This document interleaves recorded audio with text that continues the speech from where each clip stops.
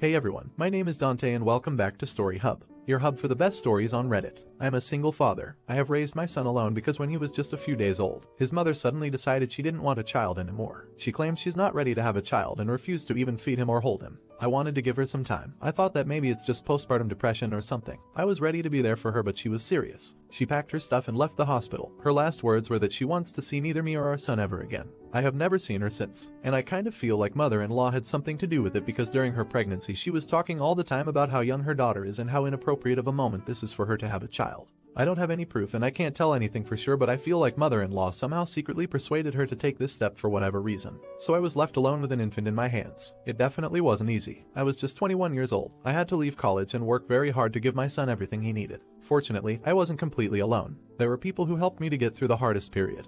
People who babysat him while I was working, who gave me advice on how to take care of a baby, and I'll be forever thankful to them. When he grew up a little, it became easier. I could send him to a kindergarten and work without asking people to take care of him while I'm not there. During all this time I hope to hear from his mother. I hope that she'll eventually come around and realize you can't just leave your child like a worthless piece of trash. But even though I had left her my contacts and she could call me or write me a letter or something, she didn't. I never heard from her. She never once used her rights to visit him. When he was little, he often asked me why did his mother leave him, why didn't she want him? And I didn't know what to answer because I always tried not to speak badly of his mother in front of him. Now my son is 25 years old. He's a hardworking, educated young man and I'm so proud of him, and I'm proud of myself that I was able to raise him to be a good person. We stopped talking about his mother a long time ago. It was his initiative. He was like, well, if she doesn't want to be with us, then it's her loss and there's nothing we can do about it. So recently mother-in-law appeared on our doorstep. Without a call, without any kind of notification, she was just there and she had come to visit her grandson. I couldn't believe my ears, and at first, I almost didn't recognize her, because so many years have passed after all. And she was behaving as if she was a caring grandmother who had come to see her grandchild like she does all the time.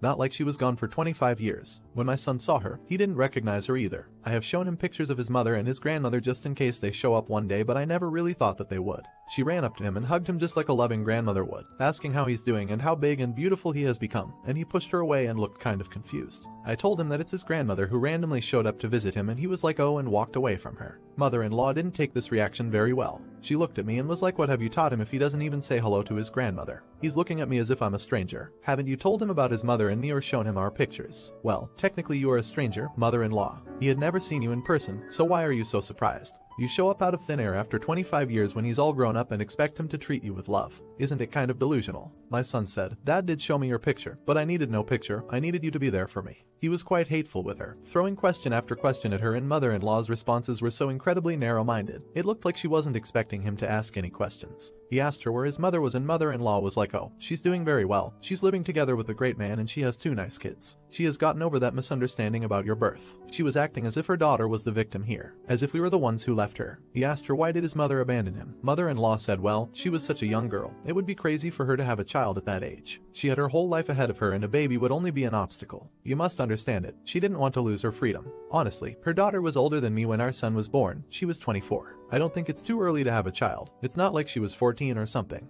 Actually, age has nothing to do with it. I could have given up my son too. I was very young as well. But I didn't because I loved him and I wanted to be his father. At this point I wanted to show mother-in-law the door. Obviously, she wasn't welcome in our house, but my son stopped me. He had one more question. He asked why mother-in-law didn't want to be his grandmother. His mother left him, fine, but why did mother-in-law leave him too? Mother-in-law said, well, I had no time to take care of you. I was a young woman too. I had my life too. And grandkids are only obligated to take care of grandparents when they're old, and that's why I'm here. Then my son told her to leave and never come back. He said he doesn't want to see her ever again and he won't help her with anything. Really quick, if you're enjoying the video, don't forget to drop a like. And as she was leaving, she attacked me like that's what I thought. A man alone cannot raise a proper human being. Such a rude and impolite boy. He would have turned out better in an orphanage than with you. So according to mother-in-law, the conclusion is, don't have children while you're young, or if you do, feel free to leave them and then come back a few decades later. And they'll love you even though they have never received any kind of care from you. But seriously, what the hell was she expecting? Not the idiot. That stupid butch. That whole side of the family is horrible. I had my daughter May of this year when I was 24 years old. Turned 25 in September, and my husband only just turned 22 when she was born. You're absolutely right. It's not freaking 14 years old. You're an adult. Life happens. I could never ever imagine walking out on my daughter and husband like that. It's despicable. Frick them. You are a great father who raised a wonderful son. Not the idiot. I'm actually glad this happened. You kicked ass as a father and raised someone who sounds like a strong young man. This strong young man just got to see the difference between the father who raised him and the grandmother and mother who abandoned him for utterly ridiculous reasons. Well done, not the idiot. You probably already have, but just in case, it would be good to talk to him about this. Just an open talk where he can explain how he feels and where you can help him if he has any trouble coping with it. It may not seem like a big deal and that he's handled it really well, but it would still be good, just to make sure and to show that he can talk about these things with you. If he doesn't want to, don't press him or anything, just let him know you're there. Now for the next story. I, female 23, love my boyfriend, male 24, and have been dating him for about 2 years. He has always been really supportive, and our relationship is great, so when it came time for Christmas, I wanted to get him something really special. He has been complaining about his laptop for a while and has expressed the desire to upgrade to a newer model. I decided I would surprise him with a brand new laptop for Christmas. I wanted to get him the best laptop I could, so for the weeks leading up to Christmas, when he'd complain about his laptop, I'd take these opportunities to casually ask him which laptop he liked, what he wanted in a new laptop, and so on. The main problem he had with his laptop was the speed, so I thought it would be fitting to get him the same model that he had.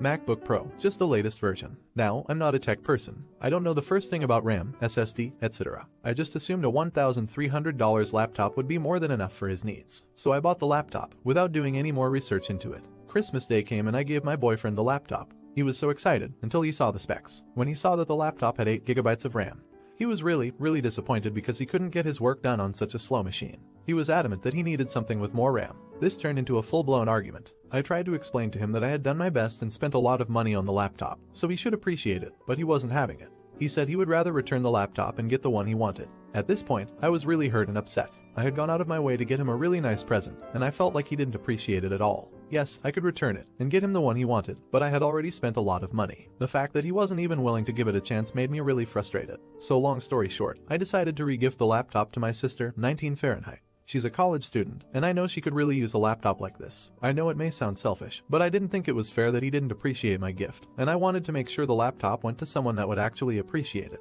My boyfriend is, to put it bluntly, pissed. He does not understand why I wouldn't just return it and get him the one he wanted and cannot believe I would do something so selfish when I know how much he needs a new laptop. I feel kind of bad, but at the same time, this wasn't cheap for me, and a little appreciation would have been nice. Am I the idiot? You're the idiot. Your boyfriend sounds like he was appreciative of your gift, but he needed a machine that can do what he needs it to. That's the risk of getting a laptop or something similar, cars, etc., without the involvement of the person you're buying it for. The correct action would have been returning the laptop and allowing him to put the money towards a machine that fits his needs. You're the idiot. You meant well, but your gift was not what he needed. You could have offered to return it and get a gift card to the computer shop so he could put the money towards something more expensive that fits his needs, but instead you threw a fit and gave it away. Think a little next time before you react. There's often another, more reasonable solution. You're the idiot who spends $3K on a laptop without even doing the research that it'll actually perform for its purpose. The effort was half-assed, and when he got upset you just gave his gift away. You should have returned it with your BF and he could have paid the difference to upgrade. My job got me a 8 GB RAM MacBook and they also had to upgrade because it didn't work for my needs. For some tasks 8 GB is useless.